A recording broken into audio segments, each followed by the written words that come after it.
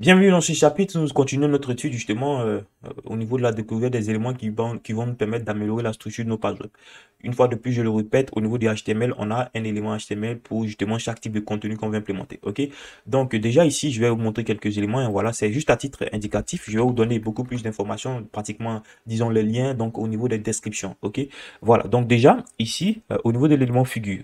Alors on dit que l'élément figure représente une image, un schéma, et ainsi de suite. Donc si vous voulez mettre en place vos images, ok, utilisez, imbriquez-les dans les figures. Vous voyez ici qu'on on a l'élément figure, ok, et qu'on a notre image ici. Ce qui est intéressant ici, c'est qu'on peut utiliser Fit Caption pour spécifier une légende au niveau de l'image.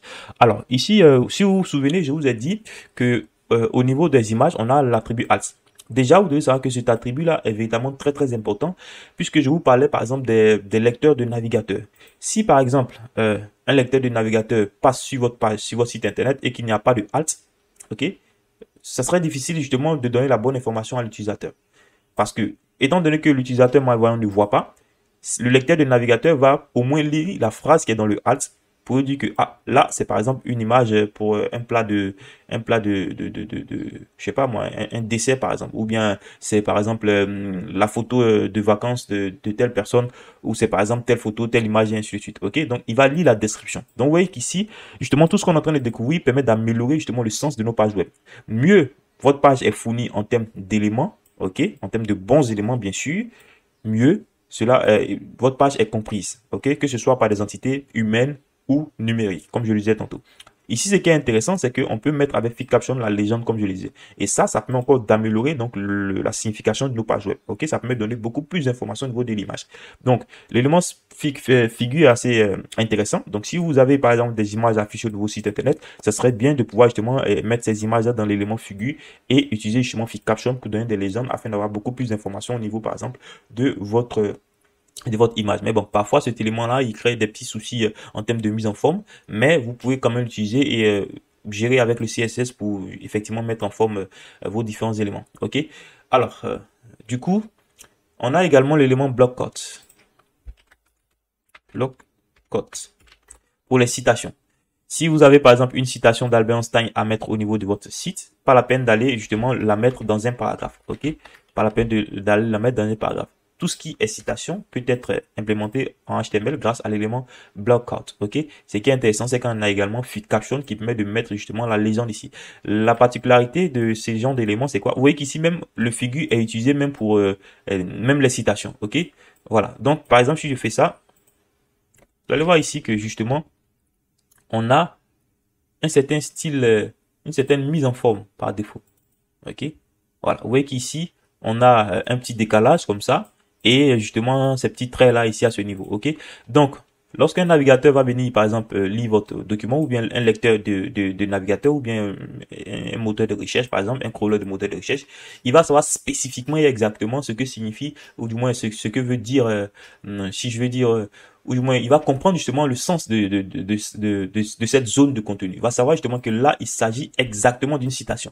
Donc, si par exemple au niveau des moteurs de recherche, quelqu'un cherche citation Albert Einstein au niveau du web, il y a forte probabilité que votre site apparaisse parce que bien sûr, le moteur de recherche a compris que au niveau de tel site alpha, il y a telle citation d'Albert Einstein. Donc, il est à même de présenter les meilleurs résultats donc à ceux qui cherchent des citations d'Albert Einstein par exemple. Bien sûr, il y a beaucoup plus d'éléments techniques et beaucoup plus complexes derrière, mais déjà, mettre en place les bons éléments vous permet justement d'améliorer vos chances de référencement. Ok. Donc, déjà, en plus de block quote qu'on peut utiliser ici, hein, voilà, on a également l'élément adresse. Ok. L'élément adresse. Si au niveau de votre site internet, vous voulez mettre vos adresses, alors c'est là. Des liens. Vous voyez ici que les adresses email, les adresses téléphoniques qu'on avait vues au niveau donc du volume 1, on peut justement utiliser les éléments adresses. Tout ce qui est adresse au niveau de votre site internet, que ce soit des adresses email et ainsi de suite, utiliser l'élément adresse pour tout simplement les mettre en place. Ok, ça permet justement de comprendre, comme je le dis une fois de plus au moteur de recherche par exemple, de savoir que là on a telle adresse. Donc si quelqu'un recherche une adresse qui ressemble à la vôtre, les moteurs de recherche vont présenter votre page web. Ok, donc je crois que c'est ça. Je crois que vous avez compris le principe. Là on est juste en train de découvrir des éléments supplémentaires que nous offre le HTML5 pour pouvoir améliorer la sémantique de nos pages web. D'accord. On a également l'élément time. Si vous voulez par exemple représenter une durée au niveau de votre site internet, alors hop, c'est là. Vous utilisez tout simplement l'élément time, ok, et avec l'attribut datetime. Le truc ici, c'est simple, hein, vous avez qu'à utiliser, comme je disais tantôt, l'attribut datetime et fournir un format de date compréhensible, notamment ici l'année, le mois et le jour, ok?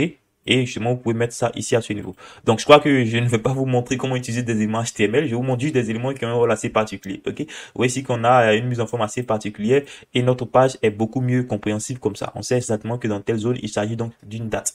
Enfin, il y a un autre élément assez intéressant, donc l'élément détail.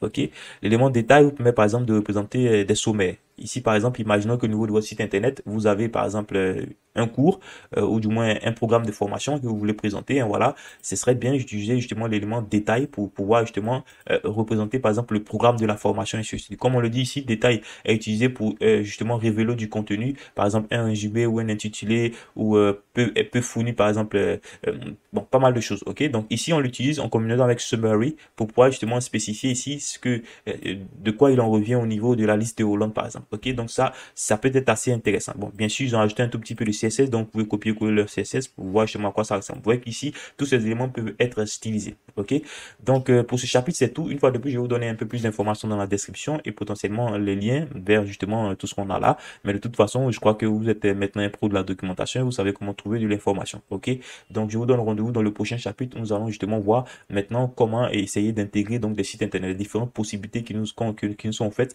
et ou du moins les différentes façons dont on peut s'y prendre pour justement intégrer donc des maquettes ou du moins pour intégrer un site internet. Allez.